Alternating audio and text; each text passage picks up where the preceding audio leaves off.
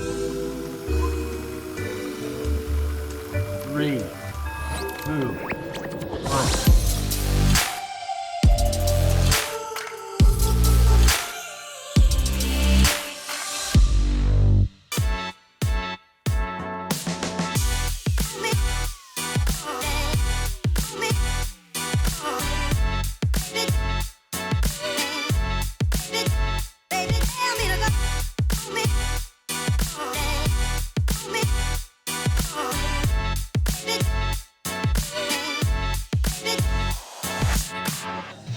All right, welcome everyone to Creator Salon at South by Southwest. Just by a holler, if you consider yourself a content creator of some sort, can I hear you give me a woo? All right, and if you're a founder, woo! All right, and if you work in influencer or brand marketing, woo! All right, we got a good mix here, fantastic. Okay, so my name is Brett Dashevsky, and I am the founder of an organization called Creator Economy NYC. So we are here in Austin, Texas.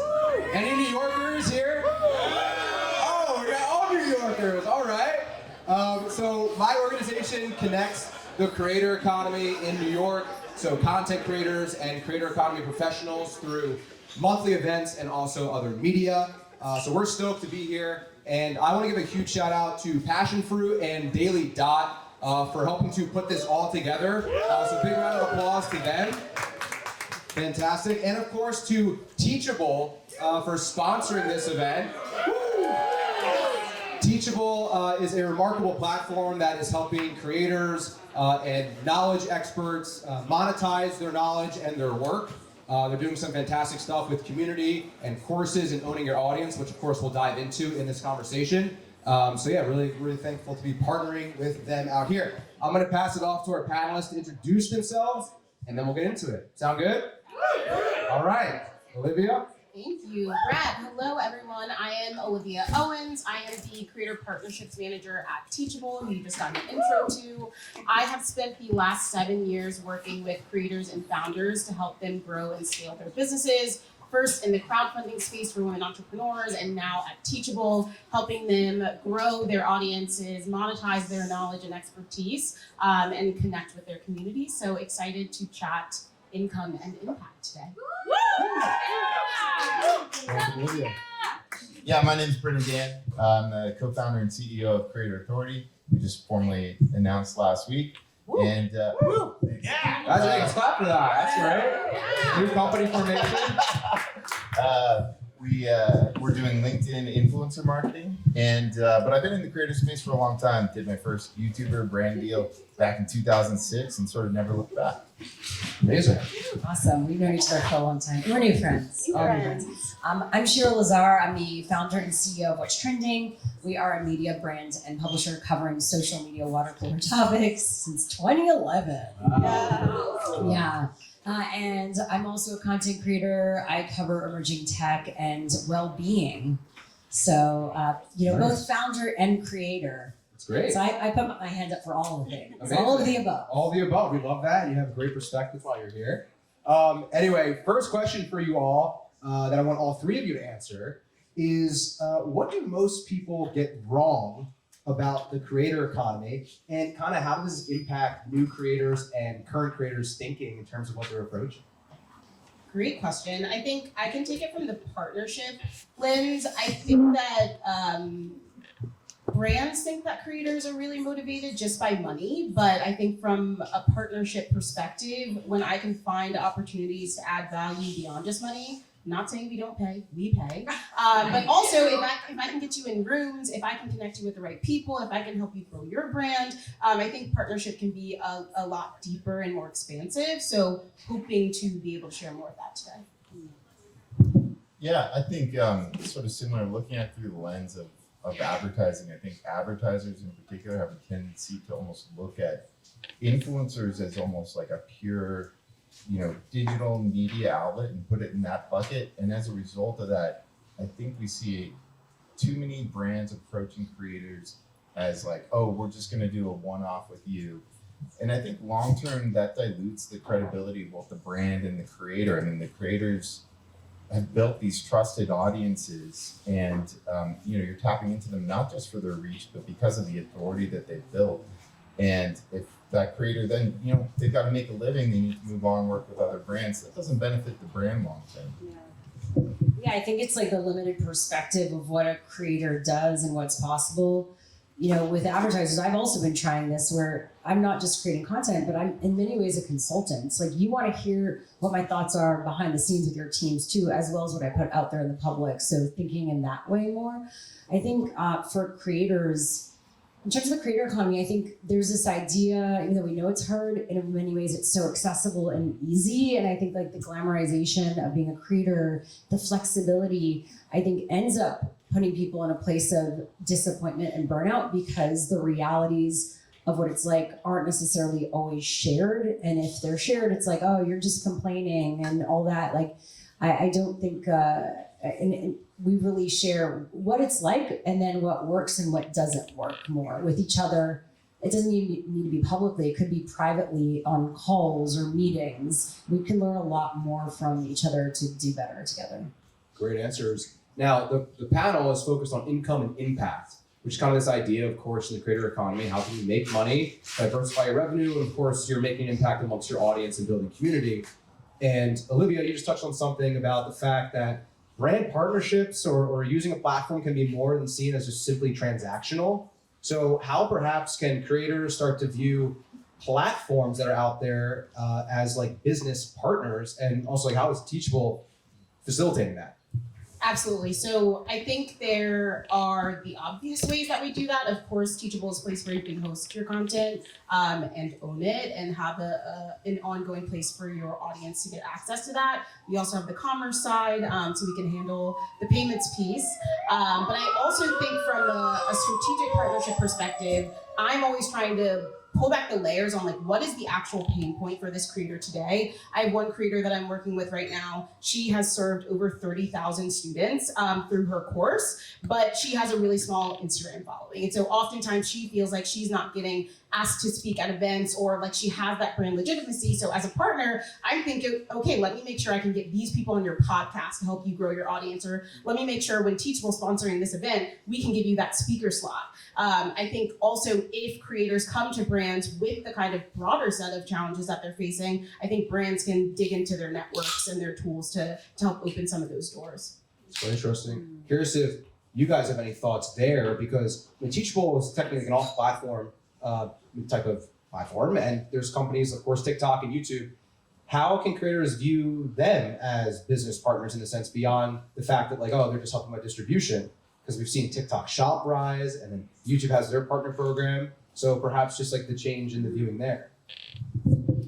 Well, I think in terms of the platforms, each one is different. And I think, I would say YouTube, by and large, I think has done a great job building credibility and trust with the creators because they've had a very straightforward partner program for a long time. But by and large, you can't totally be reliant upon these platforms for that distribution long term. So investing in off-platform revenue streams as well as avenues to reach your audience, I think is a smart long-term strategy. Investing in like building up your newsletter, that type of thing. So you're not completely at the mercy of some algorithm change. I mean, we saw TikTok Shop, they did a huge push and you saw a ton of content as a result of that was integrated and promoting creators that were using TikTok Shop. But as a byproduct of that, probably a number of creators who were not using TikTok Shop probably got pushed down a little bit. And we've seen Facebook / Meta time and time again sort of be like, all right, guys, this is the new thing. Go all in on video. And then there's a rug pull a year or two later. In reality, you can't rely on them forever. I mean, some creators are successful in terms of being able to navigate all these changes. But I think building this foundation of your core audience through some other community platform and owning that direct relationship is really key. And then building out other revenue streams beyond the partner programs is a good idea. Oh my God, I mean, both of you have said really important things. I think that platforms need to do more of a job of connecting with creators and really listening to them and creating actionable solutions to solve these problems and not just lip service. Again, promotion is great and publicity is great. We all know the saying, it doesn't pay the bills, you know? And so I do think YouTube has done an amazing job at that, and they were the first example of that. Unfortunately, as it became more mainstream and advertisers came in, unless you were literally kids content G-rated or within their high CPM verticals, you weren't looked at, which actually really impacted, of course, those who are marginalized and typically don't get a seat at the table. So it's like, I think we need to be aware of those nuances, and if you're in those spaces and those platforms, like what are you really doing to help the people that are building your platform? I also think on the other side, I see so many amazing people coming up with ideas and new solutions, which is amazing, right? Because we haven't figured it out. But then there's the reality of, I don't need another platform to be on necessarily. I would love another choice, but it takes time to create content. All of this takes time. I don't have a bunch of these. Maybe with AI I will, right? But there's almost like this lack of sense, you could just have this, be in this place and you own the audience there. And you're like, okay, well, you don't have an audience there yet. So you're relying on me to bring an audience, but I can't hold up a platform. I would have founded my own, right? So I think there's this little conflict between, technologists, these builders, the people that they're relying on, the content creators. I would love to see a world where we build holistically together and creators get an upside in these platforms, right? And I think that is really the future, yeah. All right, we can get behind that. Yeah. I love that. Now, there's a lot of talk about this ownership of audience, and we talk about the platforms and the difficulty there. For the creators and the brands that are here and build primarily on the platforms, which people define as rented land, what are some ways that creators can own their audience and leverage like their current Instagram following or YouTube following and take them off platform? Because it's talked about a lot, but I don't think anyone knows actually like, how do I even approach that? Do I just plug things, plug a newsletter? Do I plug a community? What's like a strategic way for them to do that? Yeah, when I talk to our creators, the kind of playbook that I'm seeing work really well is this like podcast, YouTube to course pipeline. They've been able to grow really, really large YouTube content. They're already in that kind of educational experience with the people who are consuming from them. And so they have a desire to go deeper. I think also if you're already creating that content on YouTube, people will also pay you to just organize that content in a really easy way for you to consume. So it's not about having to build more content for a whole other place. It's about taking the content, testing it on YouTube, seeing it perform really well, and then creating an experience that you own and have more control over and your students can continue to access through Teachable. So I've seen that work really well. Interesting. I think what we're talking about is diverse revenue streams and the idea that creators are entrepreneurs, right? And your brand is your company. So if you put all your eggs in one basket, then that revenue might change and then you're back to square one. And that's a reality. So of course we need to be on these platforms because that's where advertisers are. Okay, that's a reality. We need to accept that. But then of course it's saying, okay, the newsletter where you get emails. Some people were on community where you get text messages and cell phone numbers, right? And then people are going to courses, right, to dive in deeper for that passive revenue. I think there's a huge issue with the fact that we need to be available 24/7 to be active on these platforms. It's a huge issue for our ability to do so and our mental health. It's not sustainable. So we all get to figure this out together. I also think if you look at your content as deal flow, right? Like I started realizing I was creating so much stuff and bringing people access to thought leadership and expertise. And where was that leading? Of course, it led because some of these platforms don't have monetization. Yeah. So it's followers, but then someone who was friends with me who's in the more investment community said, well, you use your content to connect with people. You could get access to invest in companies, to be an advisor, to be a consultant, maybe at a certain point to be on boards. So thinking about your brand and who you are and what you can bring to the world in a bigger way than just being, the pure content you're producing. So I think that when I started switching that perspective, I created more lanes for the money I could make. So when someone talks to me, I go, okay, we could do the pure content brand partnership. I could consult, I could advise, et cetera. Of course, there's like products too. People are getting into that. But again, I think when people launch products, people, oh, it's so easy, just launch a product. You have to invest like an upfront, like so much money for that, and then paid ads, all that. Like, we forget that requires a privilege of having that money to invest in it. So I just want people to know what's possible with their time and what they're doing right now, plus knowing there's all these other choices when you do have that extra income to invest in yourself. Right. Now, actually, I want to touch on a great point. You come from founding a media company and you're a creator yourself. Why and how should creators start thinking about themselves as a media company? Should it be right from the get-go that they should be like, all right, I'm a media company, I start thinking immediately how to figure out that this is going to be monetizable? Or do you think that that's a barrier? Yeah, no, I agree with that on this too. But so for me, when I started What's Trending, the idea was that I'm building something bigger than me, right? And then also that means I could drop in when I wanted to and not. Then like leave and go on vacation. There's more flexibility. I don't need to always be on. I'm not just the face of it. But the thing is, this day and age and the trend we're seeing is people want to connect with people, not just a brand that's faceless. I mean, sometimes it works, let's be clear, and that's amazing. But I think really for a sustainable brand, it's about the person, right? And I think it's going to become even more so about that as time continues, because there's a lot of ideas out there. A lot of us have similar ideas. We're all part of, this space and energy of what's happening. It's not going to just be about execution, but the person behind it. Do I know you? Do I care about you? Do I connect with you? Are you an ethical, moral, conscious citizen and person? That's the person I want to support, even though there's the same company right next door or something like that. Right. So I do think we're going to be getting a place where as a founder, your voice matters more, the personal brand matters. And it does, for me, create more opportunity now that I've done that I've leaned into my voice. Whereas before I was kind of scared or I moved away from it.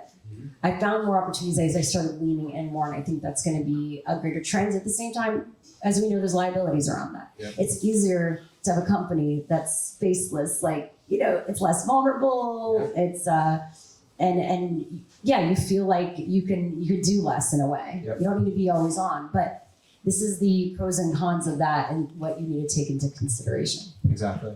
Yeah, and I think looking at yourself through the lens of a media company sort of changes the dynamic a little bit. I think one of the biggest challenges that creators face is oftentimes they view themselves as creators and they just think the ad dollars are going to continue to roll in. And looking at it through that lens, it's like dealing with them oftentimes through ad deals and stuff, they don't have that infrastructure and support.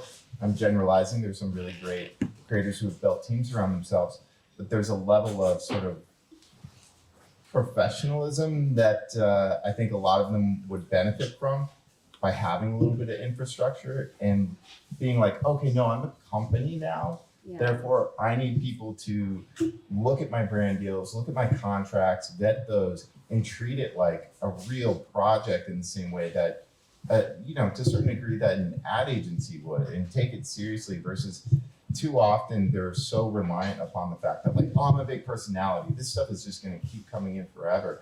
But in reality, like we're seeing influencer inflation. There's tons and tons of new creators coming into the ecosystem. If you want to get recurring brand deals, it's really good to make sure that everybody involved has a great experience. And a big way to make sure that happens is, have a project manager, somebody that just makes sure like you're hitting your deadlines, you read your contract, you're fulfilling your deliverables.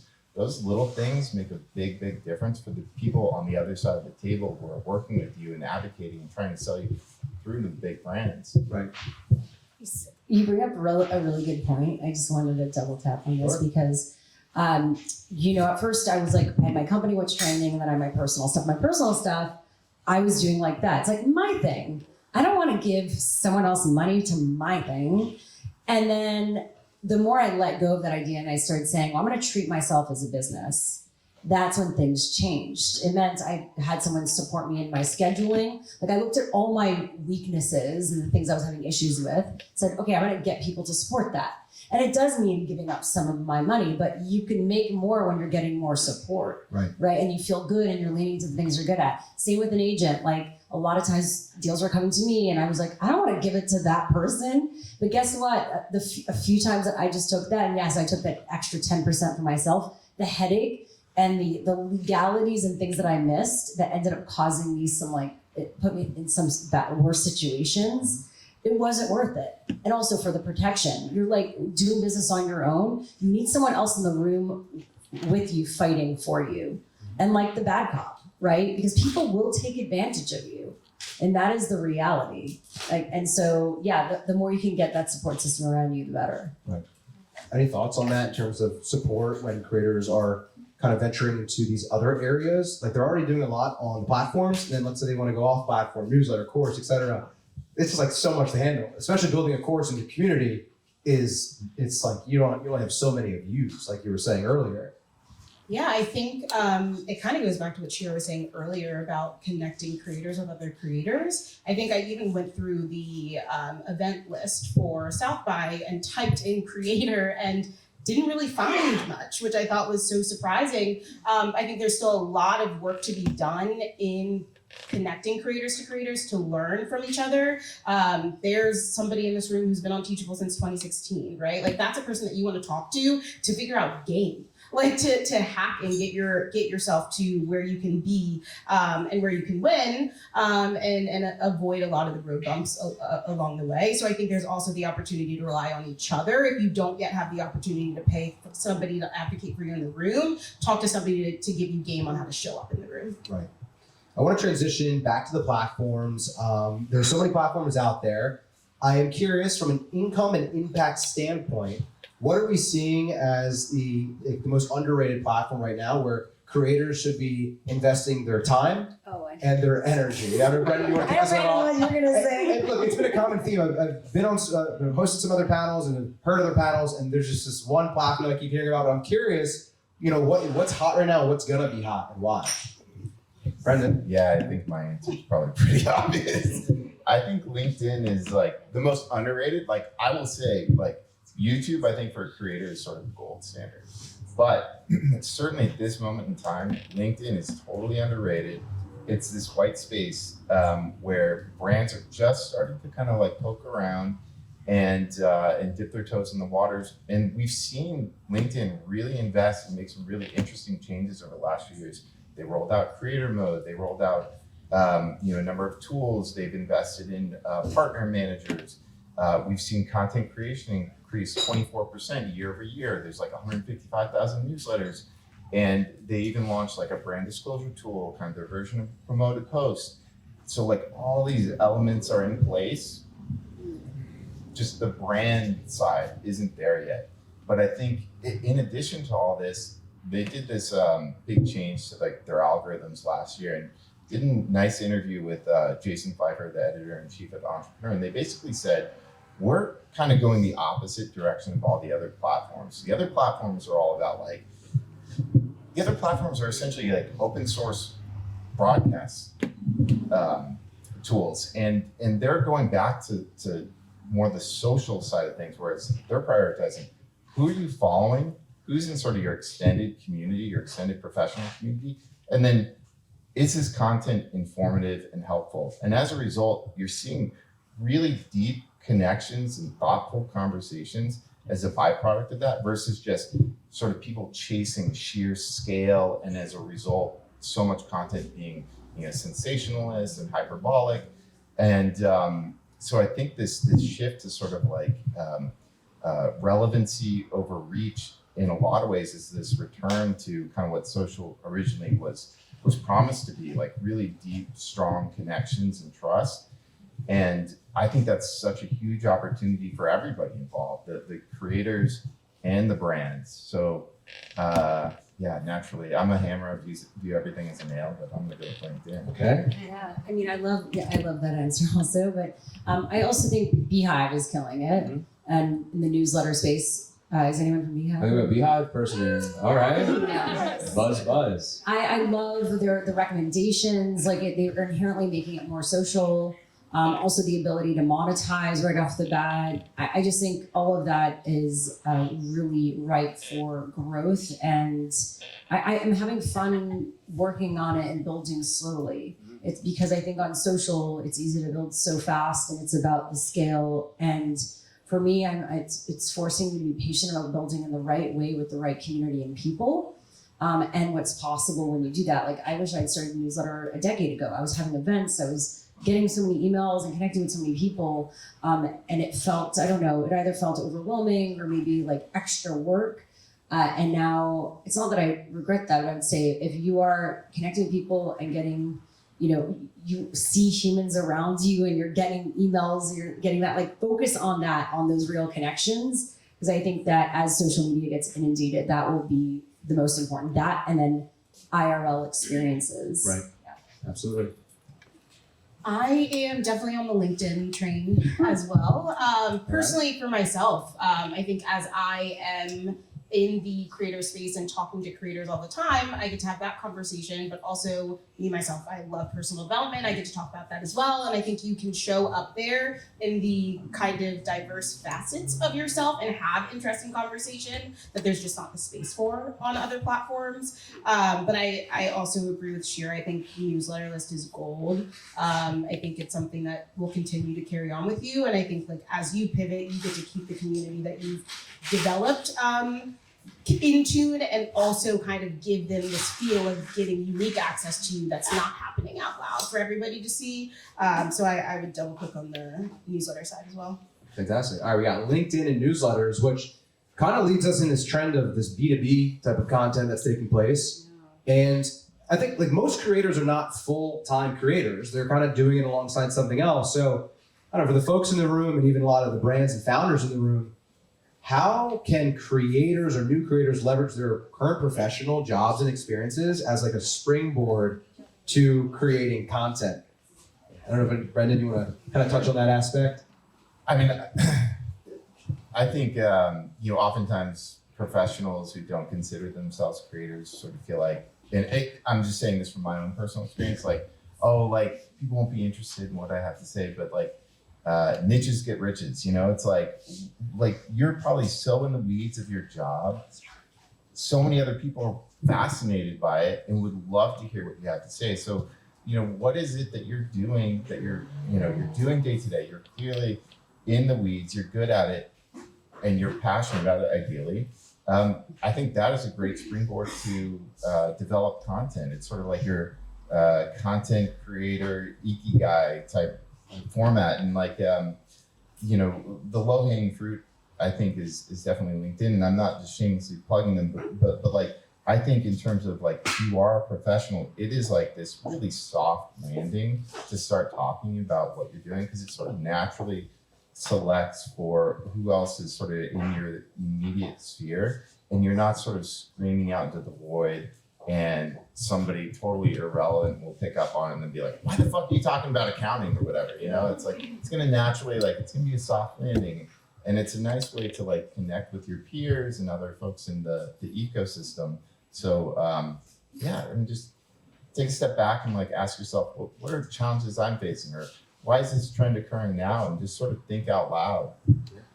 Share any thoughts there? Yeah, I mean, the person who really kind of revolutionized this is like Gary Vee, where he just was like, document your life, right? And then find those snippets and take those snippets out. I think a lot of people get overwhelmed with this idea of saying something as a script on camera and like being a host, like as if you're trying to be like Ryan Seacrest or something.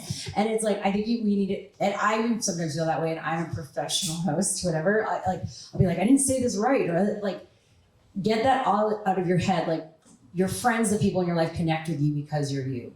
And that is the reality. Like, every time I overthink it, in the end, I realize like, people just want, in the hype word, authenticity. It's real. And guess what? Your authenticity, your first video will be super cringe maybe, and a year later, you're gonna be like, oh, you get into it. It's a muscle you need to develop. Gotta embrace the cringe. But on camera, or like anything, writing, any skill is a muscle you need to work on. So if you don't feel comfortable with that muscle, play. Just start playing. Start talking to the camera about something. Like, role it is if you're talking on like FaceTime with your friends, right? Like you don't even need to look at the camera. You could look, AI now, they'll make the eyeballs look at the at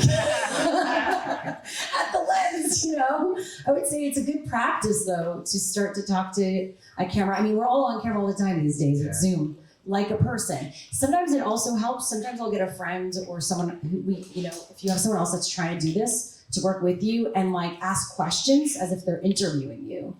And those are the things you want to talk about, and then you edit their question out. So you almost like fake a little podcast interview. Yeah. That is helpful too. What also is helpful is taking what you've written, wherever it is that you like writing, and using that as inspiration for a video. That I've done a lot of times. Like on LinkedIn, I'll write all the things I think about a topic, and then I'll take that as a script and make it more personable. And that'll be the outline for my script for a video. Right. Like repurposing what you've done that's worked in other mediums as a video. Right. Yeah. And I want to hear your thoughts, Olivia, on that, but also the repurposing aspect. You have all this content, you have these YouTube videos. It's like what has been hitting, and then how can you package that into a course? Like you don't need to do extra work. And with ChatGPT, I have suggested to people, ask ChatGPT what it is that you want to talk about and give it questions, and then just like answer it like someone gave it to you. And it's like, you just again have that interview format. And sure, you can have someone read it to you so it feels more natural, but it's a great tactic to ease getting into the content and feeling comfortable with talking about something on camera if that's your medium. But yeah, same idea here about like leveraging your career and what you're doing as a springboard for content.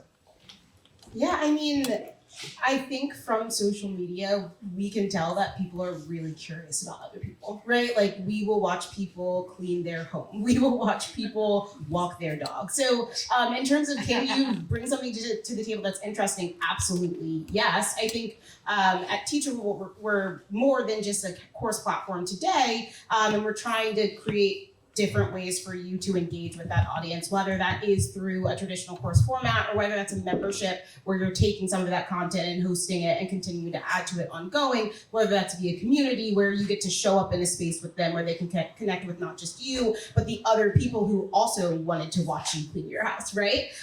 So I think that you can take a lot of the stuff that you're learning and testing on social and bring it into the ecosystem of a platform that people can engage with. But I think back to your question, like in my kind of like pseudo creator curiosity, I see my job as like my funding vehicle to do the things that I want to be able to do. But I also think from a professional standpoint, you want to align yourself with a company that sees value out of you going out there and building your brand, right? Like that doesn't threaten them, that excites them, that also serves them. But the reality is we can't all be full-time creators. Maybe we don't all want to be full-time creators, but you can play in this space and grow and monetize and get kind of thrifty with it. Right.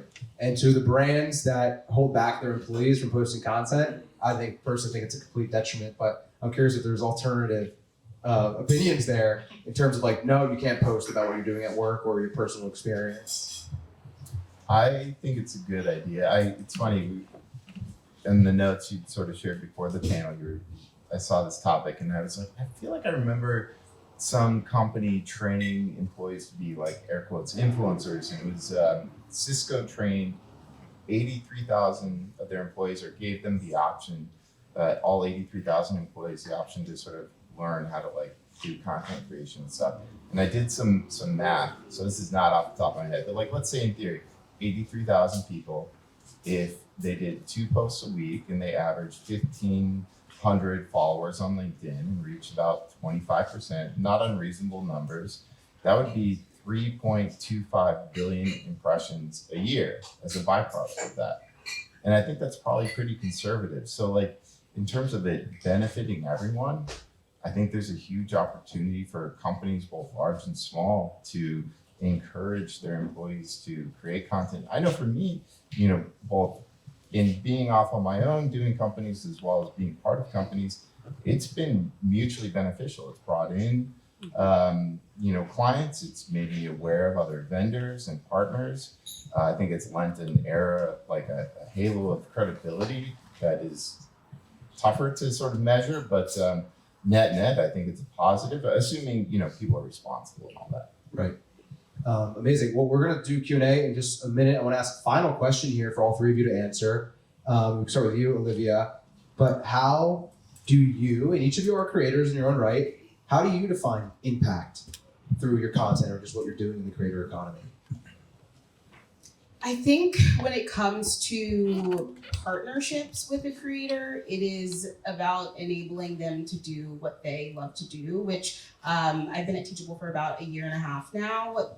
Like the core soul of these creators is unlocking knowledge for their students and enabling their students to get access, whether it's a bread baking class, a sword making class, watercolor, like that student experience is so core to them. So if I can do something that helps that student experience be stronger, I think that's huge. But personally for me, I also love the connection of creators together. So moments like this, being able to bring our creators in person to get access to each other, I think that's also big impact. Can we measure that directly? Maybe not, but I don't care. I think like those connection points I think are massive. Nice. Yeah, and working with brands, I think impact is based off their goals. But I think for me personally,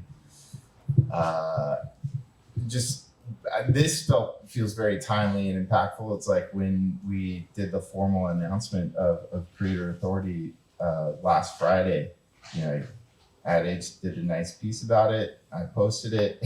Like it's got like something like 60, 70,000 impressions on LinkedIn. That was just my post. Like I was like, holy crap, like that was a pretty nice impact. So I feel good about that. Okay. You like that? I guess I'll go like existential. I think of impact sometimes like first it starts with your relationship with yourself. And like inner reflection, because I feel like each of us can't show up fully to create the impact if we're empty and sad and feeling bad, which unfortunately a lot of us go through that here and there. And then when I have good days and I'm like, yeah, on my game, I feel like I could create the best impact. But you could also say when you're down, sometimes in sharing that, you could create a lot of impact too. Right. So partially it's understanding your truth and having the courage to share it with people and that expression reverberating, because it's a moment of truth that gives other people the freedom to feel like they can be more deeply themselves. Amazing. Yeah. Love it. 3 different answers. It was so great. Guys, this was amazing. Thank you for answering my personal questions. Big round of applause here. We want to open it up for Q&A. We'll take a couple of questions. So we're going to use this mic. If anyone has a question, you can come up front. We'll try to run through some. If anyone has any questions. Hey guys. So my question is, what is your take on creators investing sweat equity into early stage startups and instead of like the traditional pay for money? And for context, I have a bootstrap early stage website builder and it's what we've been thinking about, but we don't know if there's a space there for this.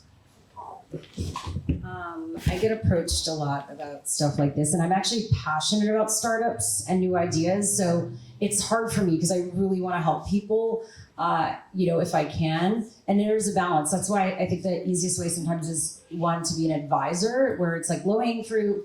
Once a month, have a call, and then it's hard to have in a contract like you need to share this and this and that when I'm not paying you, right? So a lot of times it becomes like an in good faith promotion when it feels appropriate in a way.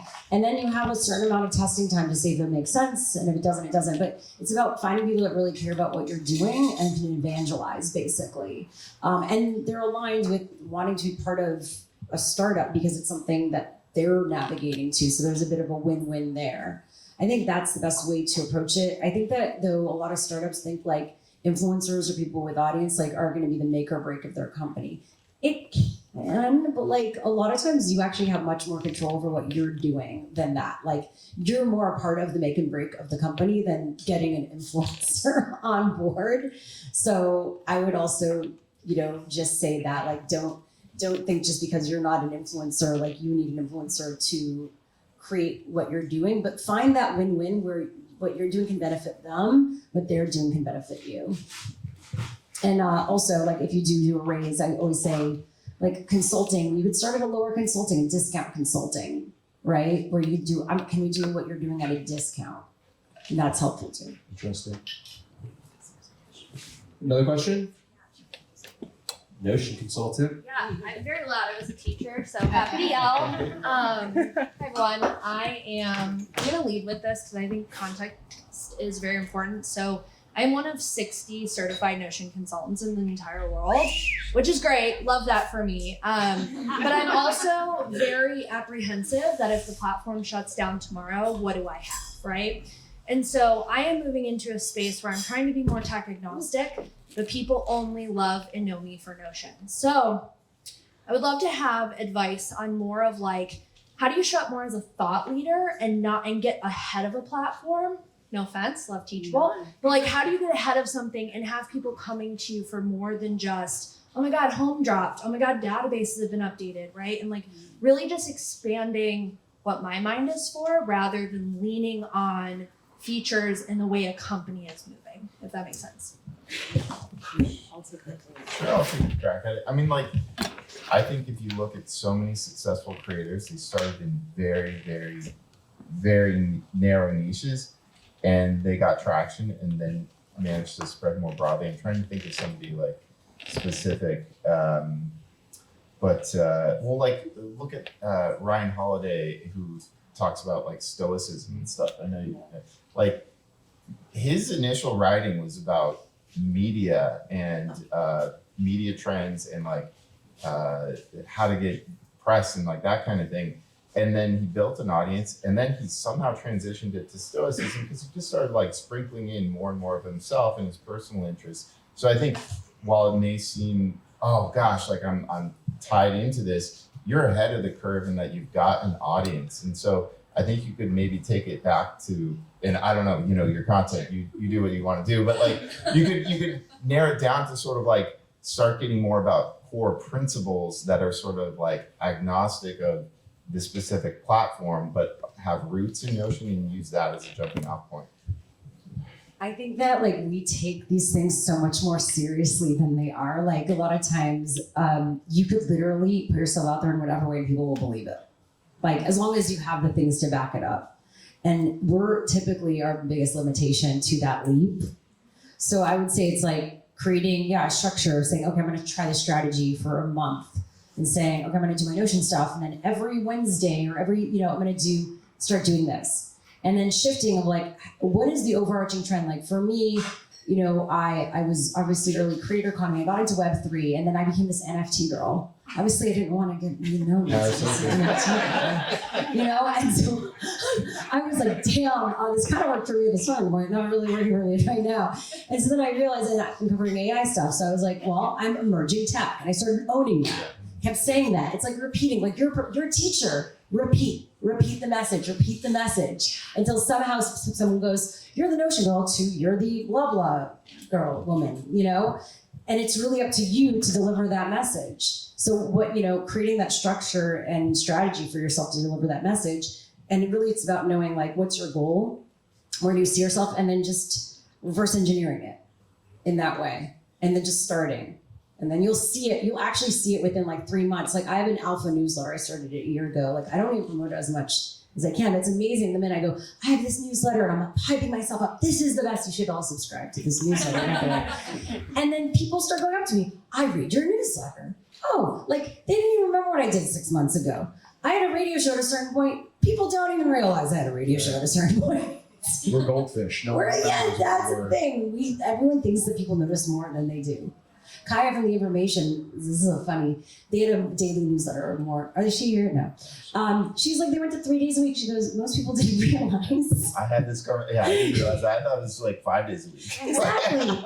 No one knows. Just own what you want to do and then like dive in and own. Yeah. Well, I thought my newsletters were going to spam. I was like, I haven't been getting them. Yeah, sometimes. Anyway, that. I don't know what percentage of people. We're so absorbed in our own lives. Yes. So just do you. But I also think like that in itself is a really interesting conversation, right? Like you have a validator of, I am one of 60 Notion consultants, but so you're at this point of a problem that not many people have gotten to, right? Like they don't know that they're going to be so reliant on these companies and that they need to start thinking about how to be agnostic. So start that conversation and use the Notion thing to power you forward as the person to have this conversation. What role do you feel that podcasts have in the creator economy and helping founders really scale their reach, their audience, their community as they're building their brand or startup? Do you want to, Well, I think my feeling, and I'd be curious other people's, I feel like podcasts are so fucking hard to grow. And like if you said awareness, I think, or reach specifically, and my inclination is if awareness and reach are your primary metrics, a podcast is maybe not the best way to start because it's so defragmented, discovery is so difficult. And basically what people always end up doing is they take components of their podcast and distribute it everywhere else to then drive people back to their podcast. Or like most of the successful podcasters generally have huge platforms elsewhere and they're driving people to the podcast. And that's sort of like the hub and spoke model.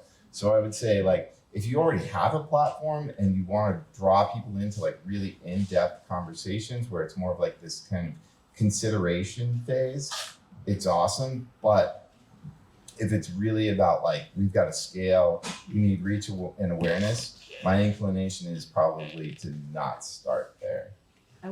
I love that. Yeah, it's like a lot of work. You know, it's like I think about sometimes the amount of effort I'm putting in that. I'm like, oh, how many LinkedIn posts could I have done? Right? A lot of times, people that podcast, they're like the least of their audience is at the podcast. But they're using that as the content that goes in the other places. So if that's okay with you, so like I want to look at podcasts as a different thing.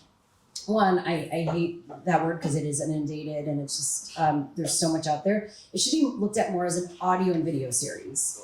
And then it's a format to pull from to then scale your short form content. So I think that if you can get people in a room or whatever you're talking about and have a long form conversation that you believe in that matters, it also helps to get access to people.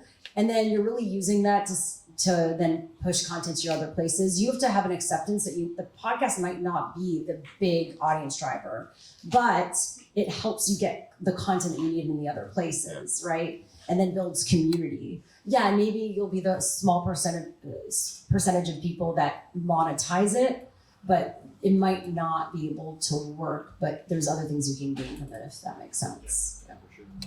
Yep. You seem really passionate and knowledgeable about LinkedIn. Would you say it's a platform that's for everyone or for every industry? And for reference, I teach cake decorating and my target audience is stay-at-home moms or grandparents who I'm imagining are probably not on LinkedIn. Would you say there's another route to customers through LinkedIn for me? That's a good question. I have not gone down that rabbit hole, but if I had to guess, I would say there's probably a sizable audience. I mean, I think maybe it's opening up the aperture a tiny bit into, baking. And I'm sure, and then, everything associated with that, like the business around it, all these things. So whether or not it's sort of like through the existing lens you're approaching it or taking a slightly different other angle to it, I would imagine that there is definitely an audience there. But like I said, I haven't gone down that specific rabbit hole. But I'm sure one of those entry points, there's going to be a vibrant and passionate community there. Any other thoughts on that? I always have thoughts on things. Sure. I always have thoughts. Sometimes I don't. I think that lean into it is a place for you to share your professional story and people to connect with it, which will lead to discovery in other places and wanting to support your business. So that is, I think, the exercise. And there's also a lot of people that are stay at home. This is the big thing on LinkedIn. There are a lot of people that say on their resume, a break, or I am stay at home. They're still active there. And I think we're going to see more of that. I mean, my dad, grandparent, they're not grandparents yet. My dad and my stepdad's 85. He's on LinkedIn. Right? Maybe he's not baking, but you know what I mean? My mom's on LinkedIn. I think we're going to see more of that. There's always the trend of it starting in this core base, but at least start sharing now and activating now because it's not going away anytime soon. And you might then regret saying, ooh, I could have done something there, but you won't be approaching it like your Instagram or Pinterest, maybe. Yeah. Yeah. Oh, sorry. Go ahead. No, I was going to agree with that. I think there is an interesting trajectory for educators where you have the kind of knowledge base around the thing that you teach, but you also have so many kind of pieces around that, the art of teaching, how to connect with the student, how to bring people through a journey of learning. And I think that like if you lean into that authority, people are then going to be curious about you, look at your brand, and then kind of trickle down. I don't think it's one-to-one, but I definitely think you will start to see interesting business opportunities come out of showing up in that way. Yeah, and I was just gonna add, like in November, the platform hit 1 billion users worldwide, and I know there's over 233 million in North America. I think it's about 200 million in the US. So more than half the US is on the platform.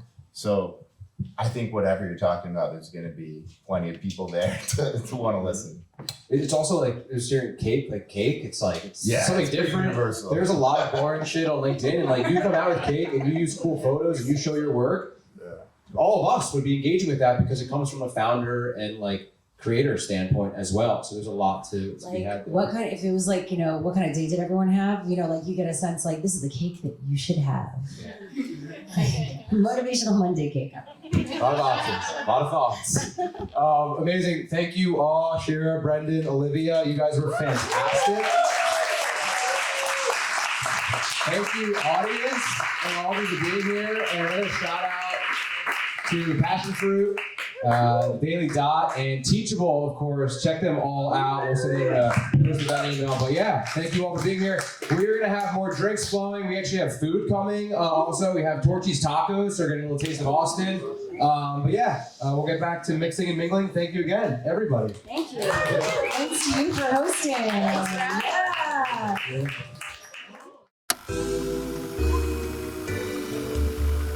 3, 2, 1.